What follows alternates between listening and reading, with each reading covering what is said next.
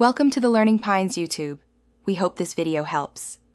In this video, I will explain how to update your Lexus RX 350 navigation system. Keeping your navigation system current is essential for accurate guidance and an enhanced driving experience. Updated maps reflect new roads and changes, helping you avoid detours and reach your destination efficiently. You will also benefit from the latest points of interest and improved system performance, making every trip smoother and more enjoyable. There are several ways to update your Lexus navigation system, depending on your vehicle's model. For many, a common method involves using a USB drive or replacing an SD card with new map data.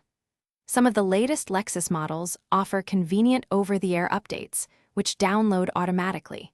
If you prefer not to handle the technical details, or if your system requires specialized tools, your local Lexus dealership can always assist with the update process. To perform a manual update, begin by visiting the Lexus customer portal to purchase and download the necessary map files. You will need a blank USB memory stick with at least 4 GB of storage. Once the files are downloaded and extracted onto the USB, take it to your Lexus.